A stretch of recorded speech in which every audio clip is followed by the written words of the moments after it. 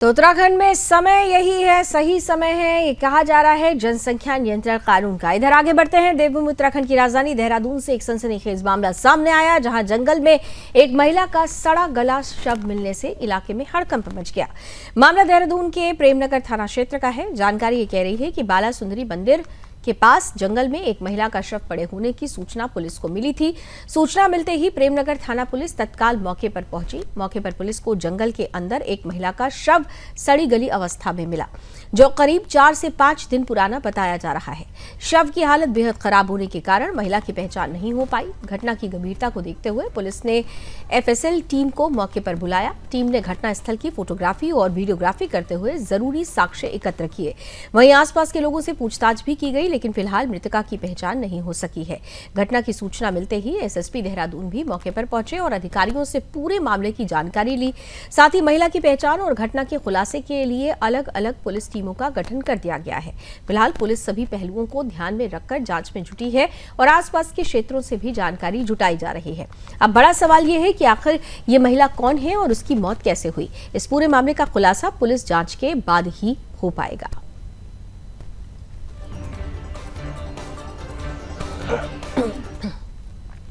इधर आगामी 4 धाम यात्रा को लेकर नगर निगम के अधिकारी अतिक्रमण को लेकर एक्शन में दिखाई दे रहे हैं। नगर आयुक्त ने व्यापार मंडल, टैक्सी, ऑटो और ठेली लगाने वाले संचालकों के साथ बैठक कर साफ कर दिया है कि यात्रा के दौरान सड़कों पर किसी भी प्रकार का अतिक्रमण बर्दाश्त नहीं किया जाएगा। अतिक्रमण हटाने के दौरान संवैधानिक कार्रवाई होगी और इससे नेतागिरी बर्दाश्त नहीं होगी। बताया जा रहा है कि इन दिनों शहर की सड़कों पर अतिक्रमण बेलगाम दिखाई दे रहा है। नालियों के आगे फुटपाथ पर अतिक्रमण करने वालों का पूरा कब्जा है। व्यापारियों ने इस कब्जे को करवाने में अपनी अहम भूमिका निभाई है, जिस कारण लोगों का सड़कों पर पैदल चलना मुश्किल हो गया है। टूरिस्ट सीजन शुरू हो गया है और 4 धाम यात्रा भी जल्द ही शुरू होने वाली है। ऐसे में सड़कों पर पैदल चलने वाले पर्यटकों के साथ श्रद्धालुओं का दबाव बढ़ेगा। ये जानकारी संज्ञान में आने के बाद नगर आयुक्त गोपाल राम बिनवाल ने टैक्सी, ऑटो, व्यापार मंडल और ठेली लगाने वाले संचालकों के साथ बैठक की। बैठक में अतिक्रमण हटाने को लेकर चर्चा हुई। नगर आयुक्त ने साफ कहा कि अतिक्रमण किसी भी हाल में बर्दाश्त नहीं किया जाएगा। अच्छा यह है कि लोग खुद ही अपना अतिक्रमण हटा लें। नगर निगम की कार्रवाई हुई तो सामान जब्त होगा और जुर्माना भी हजारों में लगेगा। इसके लिए नेतागिरी का दबाव बर्दाश्त के बाहर होगा। नगर आयुक्त ने बताया कि बैठक में उपस्थित प्रतिनिधियों ने अतिक्रमण पर अपना सहयोग देने का भरोसा दिया है। यदि वो भरोसा तोड़ेंगे तो नगर निगम कार्रवाई से पीछे नहीं हटेगा।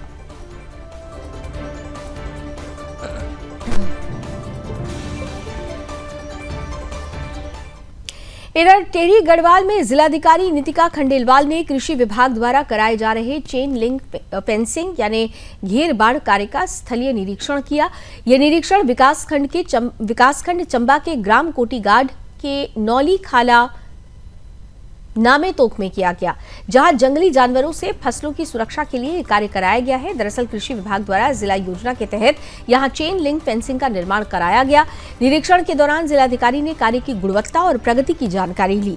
इस मौके पर मुख्य कृषि अधिकारी विजय देवराड़ी ने बताया कि घेरबाड़ की कुल लंबाई 226.10 मीटर है। इस फेंसिंग के माध्यम से करीब 8 हेक्टेयर कृषि भूमि को जंगली जानवरों से सुरक्षित किया गया है।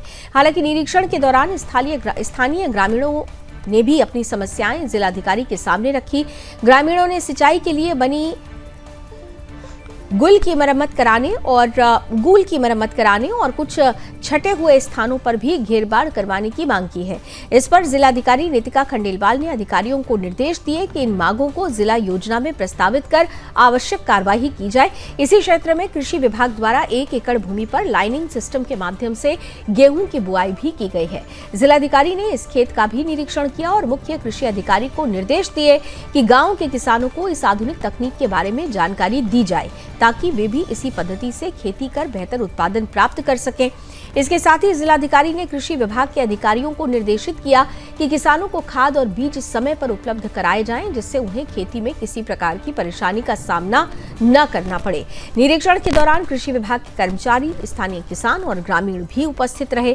प्रशासन का कहना है कि ऐसे प्रयासों से किसानों की फसलों की सुरक्षा के साथ साथ कृषि उत्पादन को भी बढ़ावा मिलता है।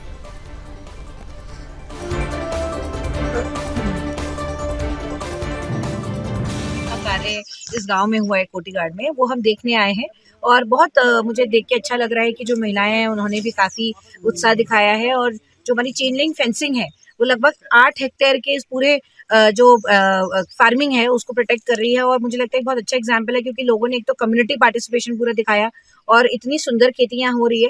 और जंगली सुअर से जो ये परेशान थे उससे काफ़ी बड़ा निजात मिला है।